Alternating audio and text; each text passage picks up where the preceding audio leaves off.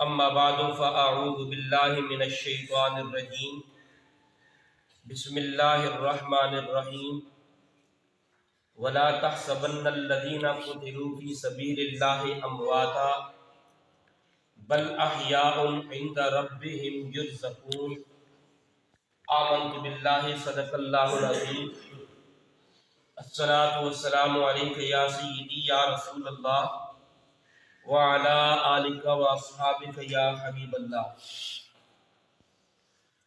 محترم بزرگوں، دوستو، اس آیت کا شان نزول یہ ہے، جب اللہ رب العالمین نے جنگ احد میں شہید ہونے والوں کو جنت میں اعلیٰ مقام عطا فرمایا، ان کی روحوں کو سبز پرندوں کا جسم عطا فرمایا، وہ جنت میں جنت کی نہروں میں سیر کرتے ہیں، جنت کے پھل میوے کھاتے ہیں، اور عرش کے نیچے جو سونے کی قندیلیں ہیں ان میں رہتے ہیں، اور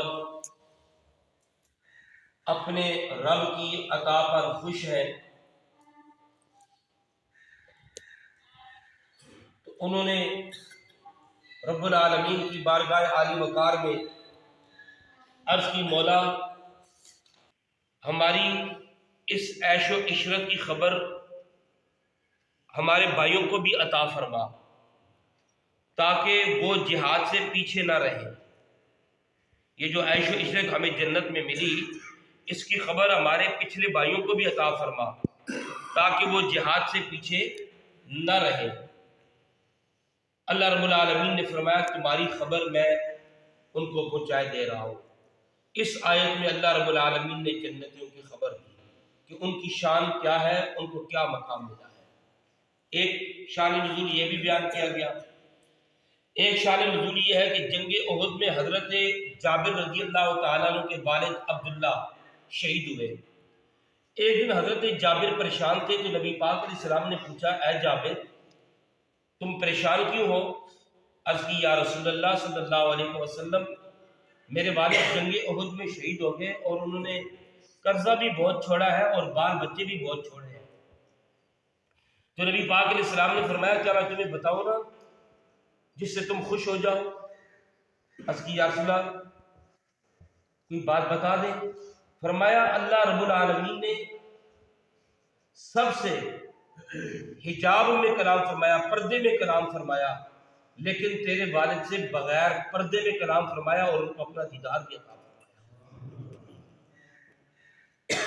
پھر تیرے والد سے رب کائنات نے فرمایا کہ اے میرے بندے مانگ، کیا مانگتا ہے؟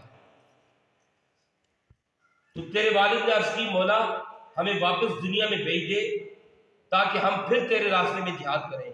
تو رب نے فرمایا جس کو ایک دفعہ موت ہو جاتی ہے قانون ہے ہم اس کو واپس نہیں بھیجتے۔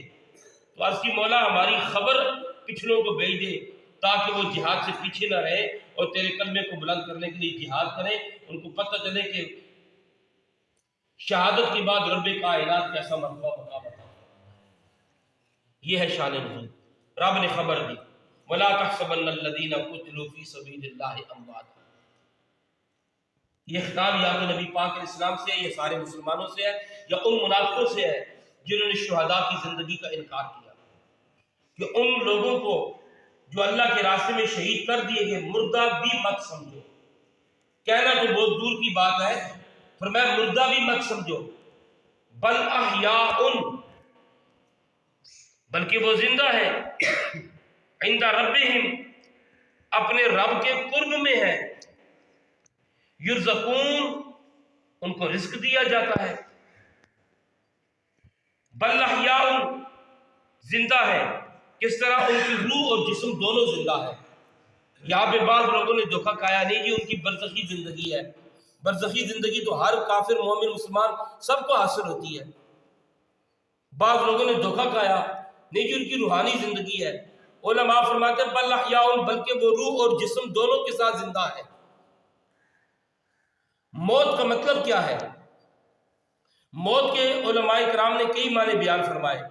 روح کا جسم سے نکل جانا ایک معنی، روح کا جسم کو چھوڑ جانا، روح کا جسم سے نکل جانا یہ انبیاء، اولیاء، علماء، عام لوگوں سب کو حاصل ہوتا ہے۔ انبیاء کرام کی روح بھی جسم سے نکلتی ہے لیکن ایک آن کے لیے۔ اعلیٰ حضرت امام اہل سنت فرماتے ہیں انبیاء کو بھی اجل آنی ہے مگر اتنی کہ فقط آنی ہے، پھر اسی آن کے بعد ان کی حیات مثل ثابت وہی جسمانی ہے۔ اسی وجہ سے ان کی روح جسم کو چھوڑتی نہیں، ان کا جسم گلتا سڑتا نہیں۔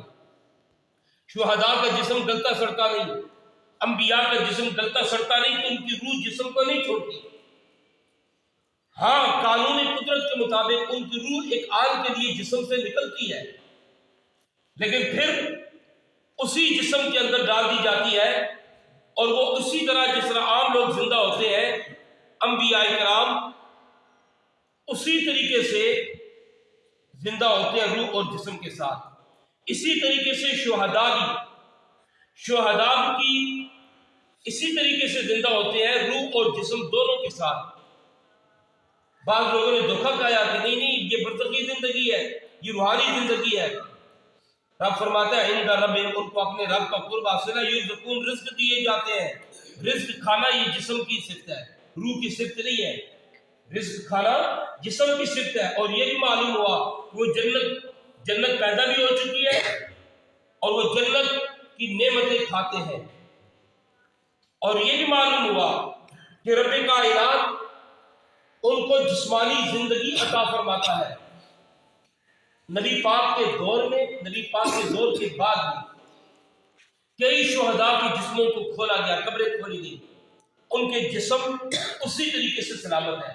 اور آج کل جو سوشل میڈیا کا دور ہے، آپ دیکھیں آج کے دور میں شہید ہونے والے، اللہ کے راستے میں اللہ کے کلمہ بلند کرنے والے شہید ہو جاتے ہیں، پھر کسی وجہ سے ان کی قبر کھولی جاتی ہے تو ان کی قبر اسی طریقے سے تر و تازہ ہوتی ہے، ان کی جسم اسی طریقے سے تر و تازہ ہوتی ہے۔ یہ رب کائنات اللہ کے راستے میں اللہ کے کلمے کو بلند کرنے والوں کو یہ مرتبہ مقام عطا فرماتا ہے۔ تو میرے بزرگوں دوستو، یہ رب کائنات نے ان کی خبر دی کہ ان کو رب کائنات کی طرف سے جنت کا رزق ملتا ہے۔ بعض خوش نصیب تو ایسے ہیں کہ انہیں دنیا میں ہی جنت کا رزق ملتا ہے۔ کیسے؟ حضرت مریم رضی اللہ تعالی عنہ جو حضرت عیسیٰ علیہ السلام کی والدہ ہے، ان کو رب کائنات نے جو ان کے پاس رزق آتا تھا مسجد اقصیٰ کے محراب میں، وہ جنت سے آتا تھا۔ علماء کرام فرماتے ہیں جب نبی پاک علیہ السلام کو ایک موقع پر صحابہ کرام کو پیاس لگی، نبی پاک علیہ السلام نے پانی کے اندر تھوڑے سے پانی کے اندر اپنی انگلیاں ڈبوئی، اللہ نے 5 انگلیوں سے 5 چشمے جاری فرمائے، یہ جنت کے چشمے رب کائنات ہے۔ تو یہ خوش نصیبی ہے کہ رب کائنات دنیا میں محبوب کے غلاموں کو جنت کا پانی، جنت کا شراب عطا فرماتا ہے۔ اللہ رب العالمین سے دعا بقیہ جو ان کو شانیں ملی وہ انشاءاللہ بیان کریں گے۔ ایک بات یاد رکھیں، مرنے کے بعد روح فنا نہیں ہوتی، روح شہداء کے جسموں میں ڈالی جاتی ہے، باقی عام لوگوں کی روح جہاں اللہ چاہتا ہے ان کو رکھتا ہے مقام علیین میں، عرش کے نیچے، زمزم کے کنویں میں، پہلے آسمان میں، دوسرے آسمان میں، اور جو کافی منافق ہیں ان کی روحیں اسفل سافلین میں ہوتی ہیں۔ روح کبھی ختم نہیں ہوتی۔ بعض لوگوں کا جسم گل جاتا ہے لیکن روح کے اوپر فنا نہیں آتی، جسم کے اوپر فنا آتی ہے، روح کے اوپر فنا نہیں آتی۔ میں ایک دفعہ اپنے مرشد کریم کے پاس بیٹھا ہوا تھا تو ہمارے ایک ساتھی نے عرض کی کیا حضور یہ مرنے کے بعد روح بھی ختم ہو جاتی ہے؟ آپ نے فرمایا، اللہ فرماتا ہے وَيَسْأَلُونَكَ عَنِ الرُّوحِ قُلِ الرُّوحُ مِنْ أَمْرِ رَبِّي، میرے حبیب یہ روح کے بارے میں آپ سے سوال کرتے ہیں، روح امر ربی سے ہے اور امر ربی کو فنا نہیں، امر ربی کو فنا نہیں ہے۔ روح مرنے کے بعد فنا نہیں ہوتی، روح زندہ رہتی ہے، روح کا تعلق باقی رہتا ہے۔ بعض لوگوں کا جسم گل سڑ جاتا ہے لیکن انبیاء، اولیاء، شہداء، علماء ربانیین ان کا جسم بھی گلتا نہیں۔ اور میں نے آپ کو یاد ہو رمضان المبارک میں یہ بھی بتایا تھا جو نبی پاک علیہ السلام پر کثرت کے ساتھ درود پاک پڑھتے ہیں ان کا جسم بھی گلتا سڑتا نہیں۔ اگر آپ عالم نہیں بن سکتے اور کوئی مرتبہ مقام نہیں مل سکتا تو کثرت کے ساتھ نبی پاک پر درود و سلام پڑھو، یہ مرتبہ مقام اللہ رب العالمین آپ کو بھی عطا فرما دے گا۔